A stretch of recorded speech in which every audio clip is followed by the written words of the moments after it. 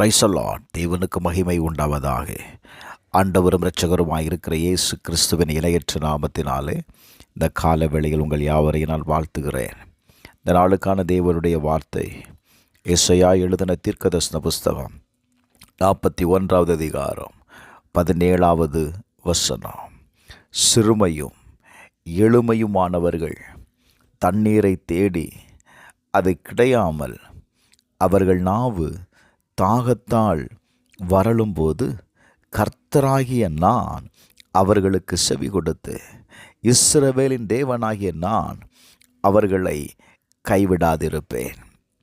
எனக்கு அன்பானவர்களே, இந்த காலவேளையில் கர்த்தருடைய வார்த்தையை கவனியுங்கள்.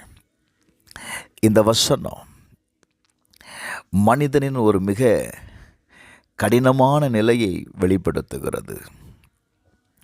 அநேக நேரத்தில்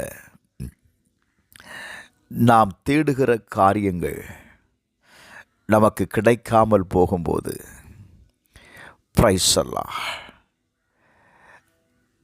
அது நமக்கு ஒரு மிகுந்த வேதனையை கொடுக்கிறது. அது நமக்கு யாருமே இல்லை என்கிற நினைக்கும் ஒரு தருணத்தில் நம்மை கொண்டு வந்து விட்டு விடுகிறது.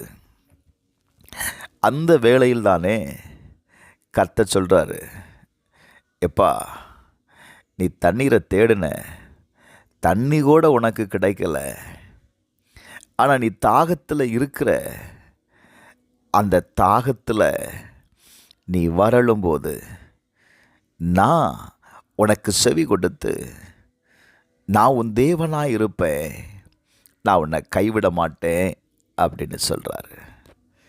ஏங்க, மனிதர்கள் விலகினாலும் வாய்ப்புகள் தடைப்பட்டு நின்றாலும் தேவன் நம்மை ஒருபோதும் கைவிடுவதில்லை.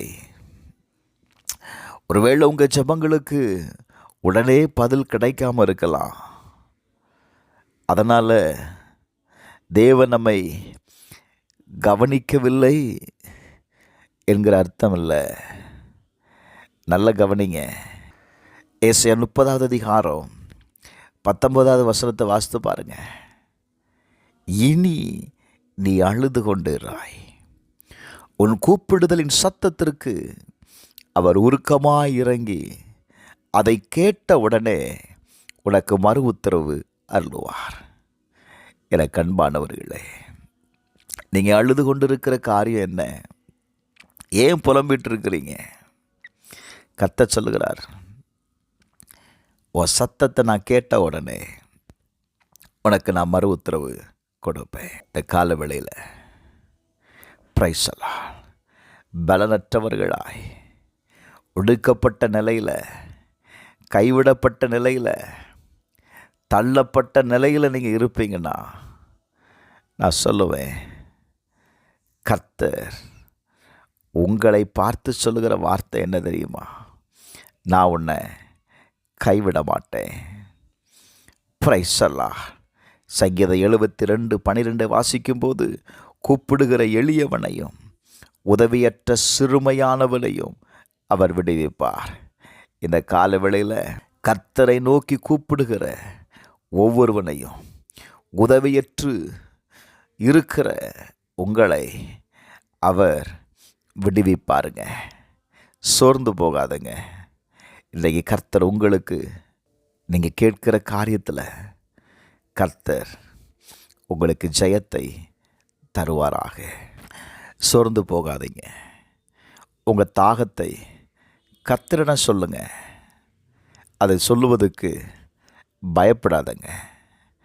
உங்களுடைய குறைவுகளை அவர் அறிந்திருக்கிறார். கைவிடாத தேவன் உன்னை நடத்தி செல்வதற்கு அவர் போதுமானவராய் இருக்கிறார். செபிப்போமா? கர்த்தாவே, என் வாழ்க்கையில் உள்ள தாகங்களை, குறைகளை நீர் அறிந்திருக்கிறீர். மனிதனுடைய உதவி இல்லாமல் நான் இருக்கிறேன்ப்பா. நீரே என் தேவனாயிருந்து என்னை விட்டு விடாமல் என்னை நடத்தும்படி உம்முடைய கரத்தில் ஒப்பு கொடுத்துக்கிறேன். இயேசுவின் நாமத்தினால நான் உன்னை கைவிடாதிருப்பேன்னு சொன்னீங்களே, அந்த வார்த்தையை நம்புகிறேன்ப்பா. நீங்கள் என்னை கைவிடாமல் நடத்தும்படி ஒப்பு கொடுக்கிறேன். இயேசுவின் நாமத்தில் பிதாவே, ஆமென்.